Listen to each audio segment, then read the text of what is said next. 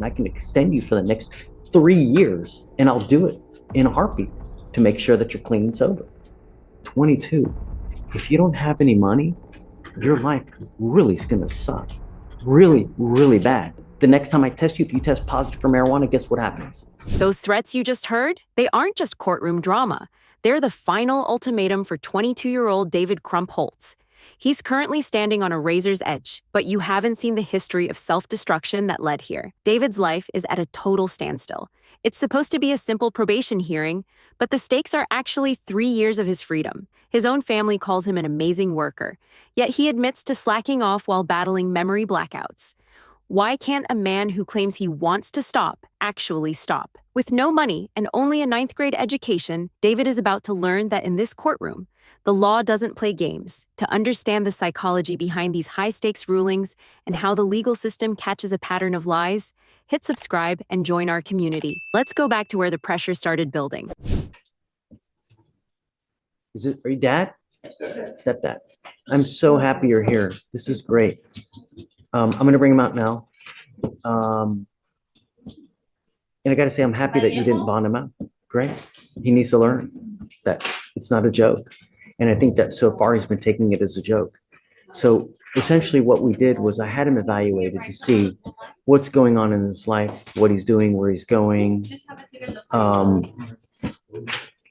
It's not gone well, you know. 9th grade education, got his GED, which is great, but it looks like it's just gone downhill. Coming up, Mr. Crumholtz. I need them to slide it for me. Guys, if you go that. No, family. No, you can't. Come on around. Okay, it's a security I need issue. you this way for me. Counselor, I need you. Step this way. There you go. All right. So the deal is this, is that the alcohol is kind of ravaged him. You know, we have self-destructive behavior. We've got memory loss, blackouts. From what is reported, wants to stop but can't stop kind of thing. The report says and indicates that you are to do intensive outpatient treatment program followed by supportive outpatient treatment program. I want to give you the chance to do this, Mr. Crumpholtz, but I want you to understand that I'm not playing games. And that's why you are now still sitting in orange. And I'm not going to play this game with you again. I will give you but one opportunity to try to do this on your own. And if you're incapable of stopping, if you're incapable of doing it on your own, then I'm going to put you into an inpatient treatment facility. It's going to happen. It's whether are you going to be able to do it on your own? If not, then we're going to do it my way. And you're not going to like the way that I do it. But it's going to happen one way or the other. And I can extend you for the next 3 years, and I'll do it in a heartbeat to make sure that you're clean and sober. Not only does he have the case with us, but he has another one in another county. I don't know. Have you spoken to Mr. Elick yet? Okay. The problem is this, is that how are you going to pay for it? How's he going to pay for it? Because while he's in custody, I can pay for things. When he's out of custody, I can't pay for it. And I'll tell you, the intensive outpatient is around $500 to $600. How are you going to pay for this, Mr. Crumpholtz? When is the last time you've had a job? I haven't had work in about a month, but Beforehand. landscaping, like I said, Your Honor. And around this time is when I start doing Christmas lights. Well, my stepdad does the same thing, but I kind of learned from him, so I typically do it around the season. There's no greater role model than a dad or a mom, really. Think you'll be able to pick up enough business to pay for,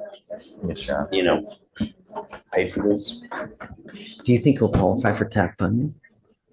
I'm not sure what he reported to the probation officer. If you do another financial affidavit and see if he qualifies for TAP funding. Okay, we're going to have you do an affidavit, financial affidavit, in hopes that you can qualify so that we can pay for it for you.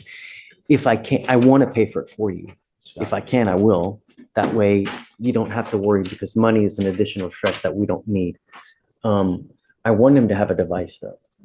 Okay. Yeah, I want you to have a device so that I know that you're not consuming alcohol. If the one time you consume alcohol, you will get another warrant, and you will stay with me this time. And I'm going to tell you now, the treatment facility, the program is a minimum 6 to 8 months if you respond well to treatment. If not, you could be potentially there for a year and a half in a treatment facility. Do you understand? It's going to happen one way or the other. That's it. So once he's released, must have a job within 30 days. So you have your own company, or what about? Pressure washing, exterior cleaning. We do Christmas lights about this time. What about Mr. Krumpholz working? So we don't have the work right now. I have 2 employees currently. Okay. It just wouldn't be fair to.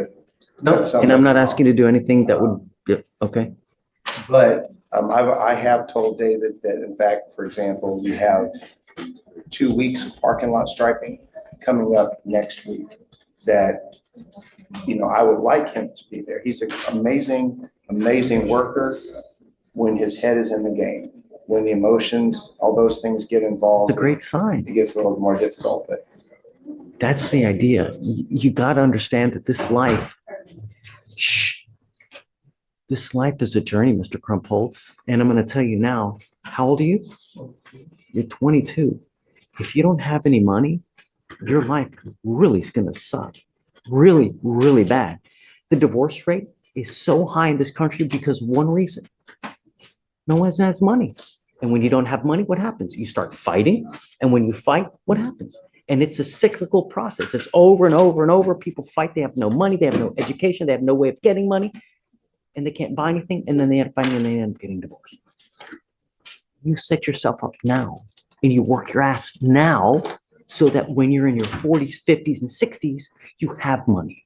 You can go on fabulous vacation, fabulous trips. You can buy a Jaguar, go to, a Michelin star restaurant.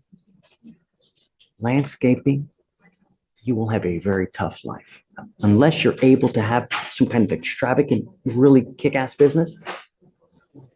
I put a lot of work into it. I'm very creative and it's something I do like to do. I slacked. I haven't been doing what I was supposed to do. It starts with one thing, a clear head. And as he said, you're an amazing worker when you have a clear head. That's all it takes. Mind over matter. That's what it's about. So I will give you this opportunity. It's the last time. I'm not going to do this again. You test positive again. You pick up a new case.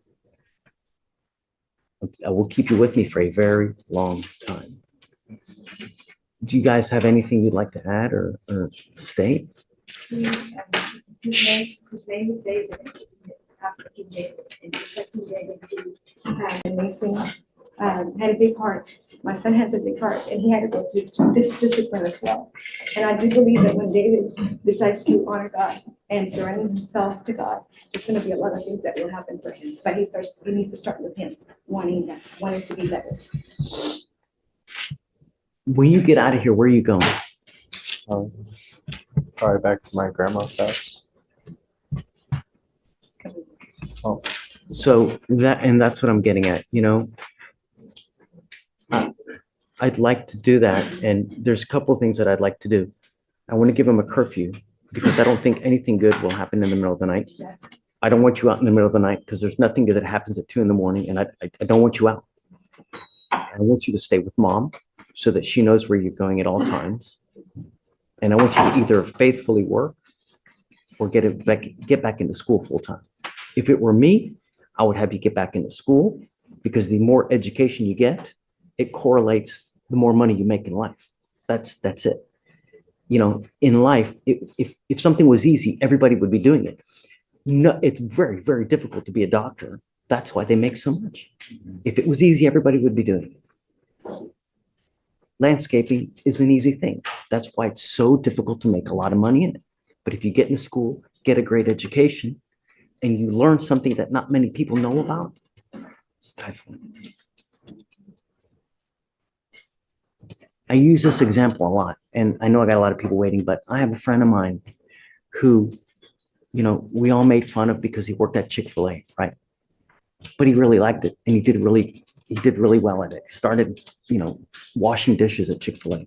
He now owns 2 Chick-fil-A's and he's making 400,000 a year running 2 of the most successful Chick-fil-A's here in this county.